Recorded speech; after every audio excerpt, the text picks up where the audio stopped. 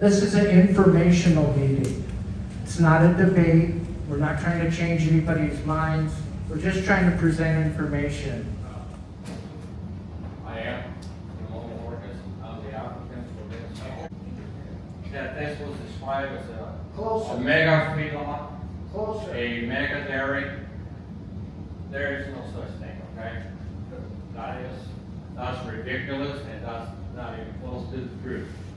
Okay, next speaker would be Mr. Taylor from the Cochise County offices on planning and zoning group. Mr. Taylor?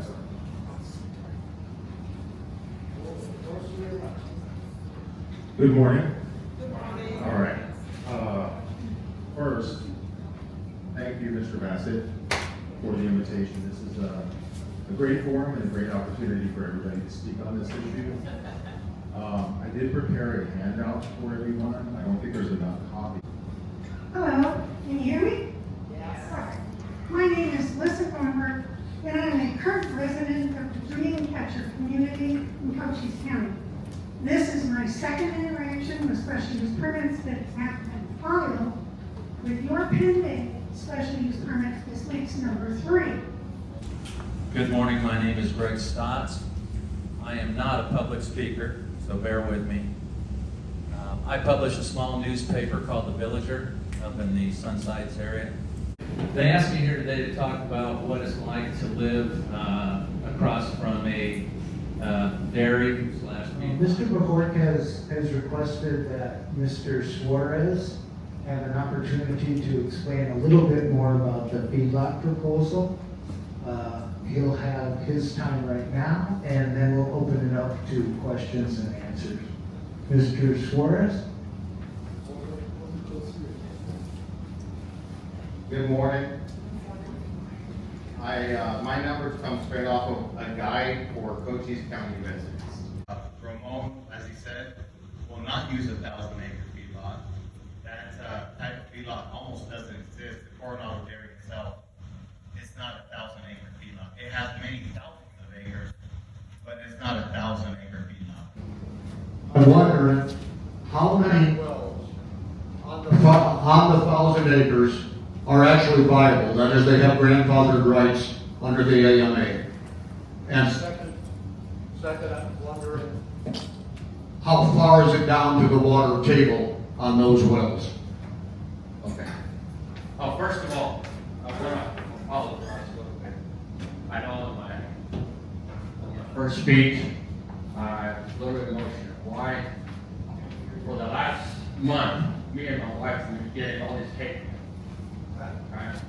So, as you can see, I didn't appreciate it, and probably I'm a little bit upset.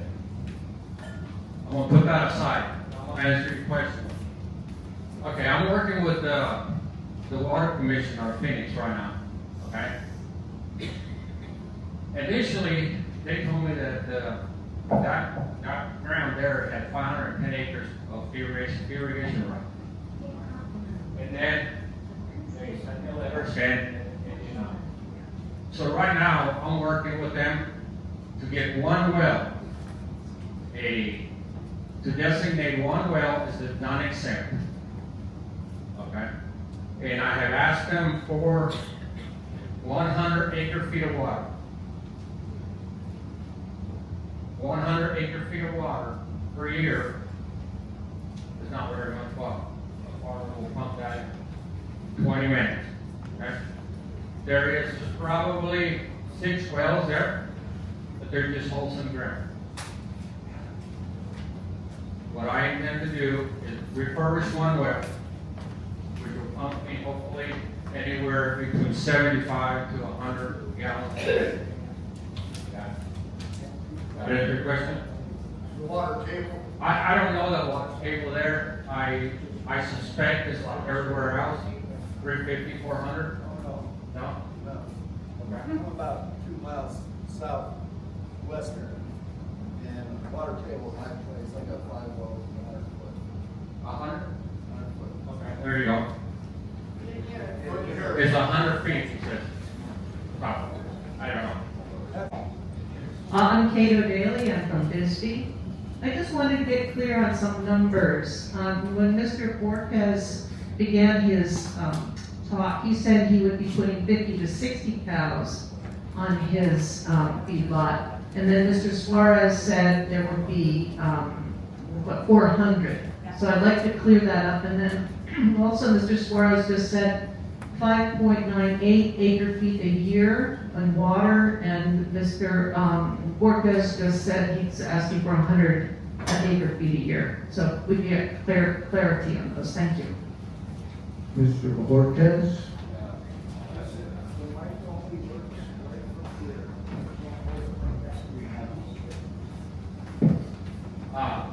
To answer your question, the 50 to 60 cows, that's racing cows, that's pairs, mama cows. There's nothing to do with the feeding facility, okay? The other question, I put that again. Well, the other question, that's what I requested, 100 acre feet of water. Okay, that's what I requested. What he gave you, we're talking two different things here, okay? That's what I requested. Will they give me that? I don't know. Probably not, but we'll see. Right. My name's David Payne, and I live exactly northeast of here out in the desert. And I see Stephen Terrell here. But my question is, Monday I had a 2.5-hour conversation with Ms. Gomez. The information Ms. Gomez shared with me in 2.5 hours is completely contradictory of what you're saying here today. She told me you're looking at 300 head of cattle. She's telling me you have investors that are in Sonora. The plan was you're going to feed your cows here, ship them across the border to be processed, and then bring them back. She also stated that your whole endeavor is going to create a whole whopping 5 jobs. Okay? I've lived around feedlots. I live out in the desert. I have free grazing cattle. I know what the smell is. It's bad enough now.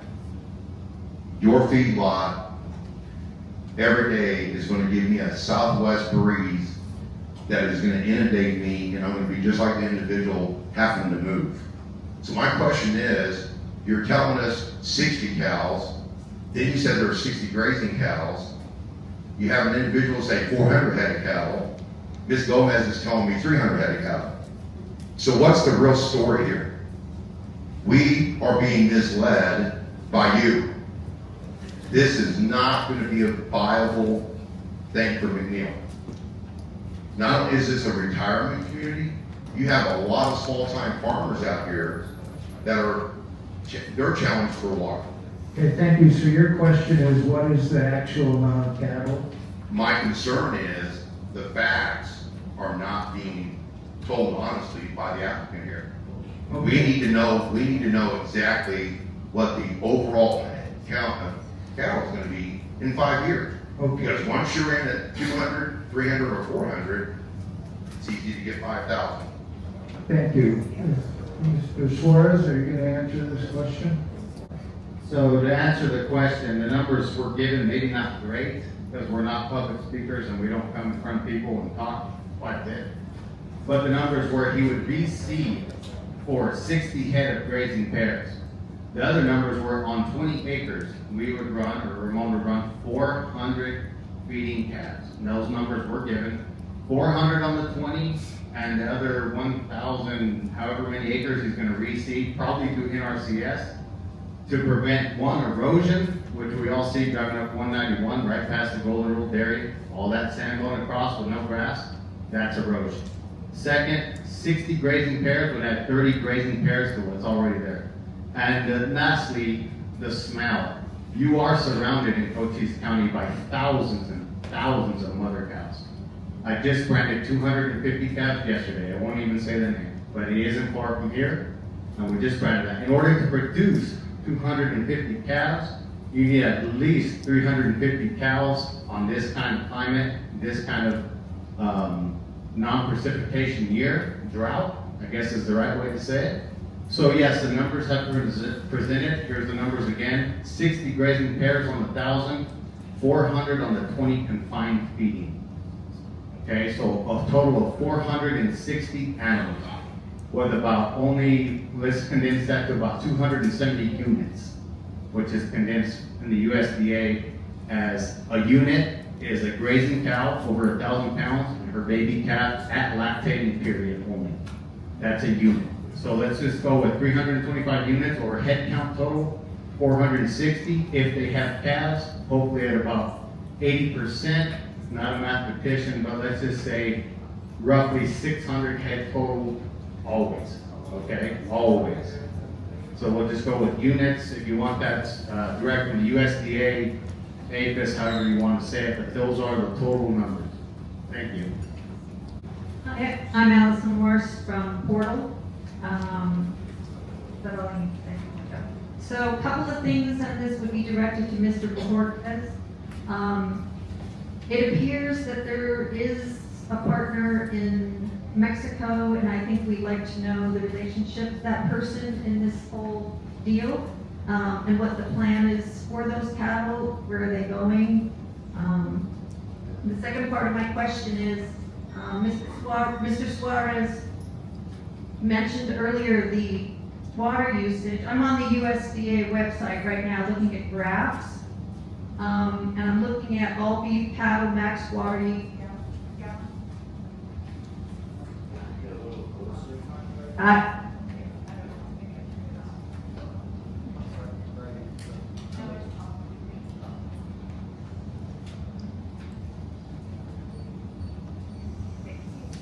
okay, sorry.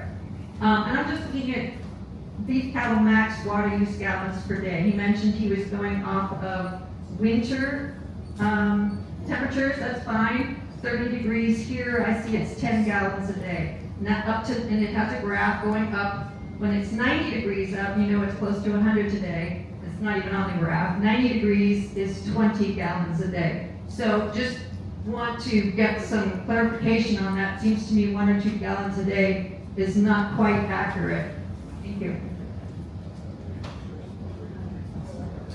Mr. Borges or Mr. Suarez, do you want to respond?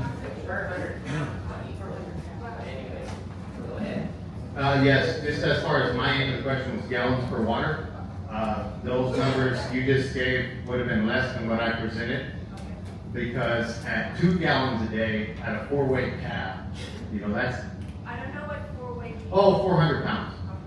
Right, so even if you did do 20 gallons, okay, so that's just, all the USDA is saying it's 1 gallon in the winter per 100 pounds of cattle, and 2 gallons in the winter per 100 pounds of cattle. Okay, so if it's a 1,000-pound steer, there's your 20 gallons. That's what, and that is correct. You're accurate. That's, our numbers are spot on. What I was saying is, on the average, we're going to have a 300-pound calf on his rise to 1,200. So 1 gallon a day per 100 weight. In winter, 2 gallons, and all my numbers were all for 2 gallons per day. I did not include winter time at all. So my numbers were higher than they're probably going to be. I just wanted to make sure that the point got across of water usage only. So I hope that answers your question. Okay. What was the second part? Oh, the partners. Can you speak on the partners aspect of your business? Yes, the first part.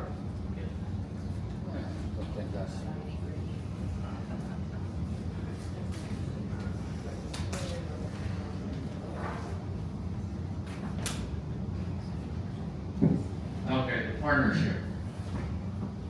That's something that we work on. If possible, buyer. Okay, there's a possible buyer for the cattle. Not even, that's not even relevant to this conversation here. Not gonna affect any, okay? That's got nothing to do with the field. Okay? So I really, Please, when someone's speaking, we're not going to interrupt, please. When they finish, we can have follow-up questions. Thank you. So again, the possible partnership is a buyer, a possible buyer. Okay? I'm not even gonna get into that. I have the mic. My name is Jennifer Lieberts, and I live here in McNeal. I'd like to thank Mr. Bojorquez for being here today and speaking to all of us. I think there's been a lot of misinformation on Facebook, and there's been some heated conversations. I also spoke to Supervisor Gomez, and she told me pretty much the same thing she told you. Respectfully, sir, I do think it makes a difference who is bankrolling you. I do think it makes a difference where these cows are going. Supervisor Gomez told me that they were going to be sent over into Mexico at the slaughterhouse in Agua Prieta. And then your plan was to send them back here to sell them at farmers markets. Your backing does make a difference, and my question is, I would like for you to address the money that is coming from Mexico.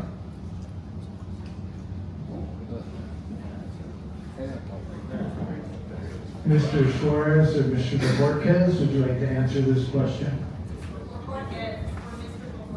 The only reason I'm speaking on Mr. Bojorquez's behalf is he just had back surgery and standing up hurts quite a bit, but rest assured, there is no slaughterhouse in Agua Prieta, Sonora. We wish there was, because there's lots of us sitting in this room that would advance from that. And even if he was going to market the cattle back in the United States, all he's doing is paying more tariffs and then marketing his cattle inside the United States to sell and be taxed here. I'm not real sure who his business partner might or might not be, but ma'am, I rest assured that anybody that buys cattle at the Wilcox sale barn usually has a partner, maybe not. But for the most part, when you're dealing in millions of dollars in cattle, there is a bankroll, whether it's somebody that's his friend or a bank, there will be a bankroll. It's just part of the cattle industry, okay? Not everybody can afford truckloads of cattle. That's just the way the world works. Same as a farmer uses a company like Nutrient to bankroll the fertilizer, the seed. You know, the only ones they gotta pay is utilities all the time. So I'm not real sure where a partnership comes in, but I'm sure if you wanted to dig deep into the county tax code, you could look at who's paying the taxes, and that is who owns the property. Okay, I'm Philip Plump from Wilcox, and I figure that anybody that's willing to put $1 into McNeal, into this desolate country down here, deserves a handout, because you can't find nobody else to do a damn thing around this town to make it work. I'm Denny Olmstead.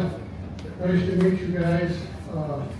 I have 40 acres at the southwest corner, of Lee Road at 191, and I also own a house at the Quaker community.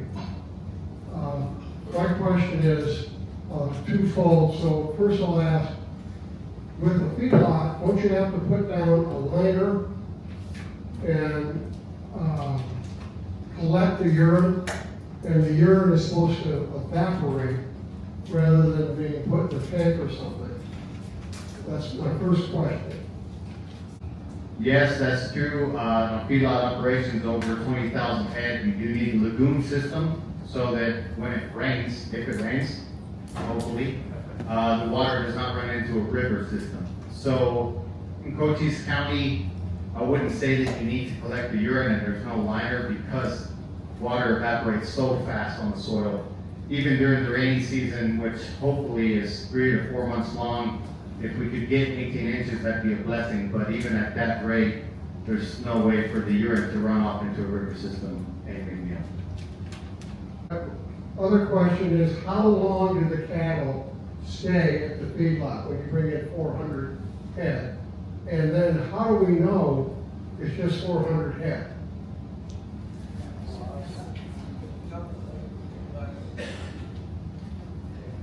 Okay, so in a feedlot in this situation, they will be terminal animals, right? They will be fed for beef. So there will be a constant flow of 400 year round. That's the given number. 400, say 100 out, 100 in. 100 out, 100 in. As far as knowing the accurate numbers, I can't assure you that you'll have permission to go into the property itself, because that's not my property. But if the difference between a 400 head feedlot and 5,000 is extremely noticeable, it's lots of dust, lots of flies, lots of semis. Semis are a big factor, and you guys will notice if this comes to play, semis are big. Okay, if you got 10 or 12 semis rolling in, day out, that's not accurate. That's 1,200 head. That's 1,000 head, 1,200 head. So keeping track of maybe semis is something that you guys can do without having access to the property itself. It's just taking a look at if there's one semi turning in a week, that's accurate. If there's, like I said, 10 a day, that's a major operation.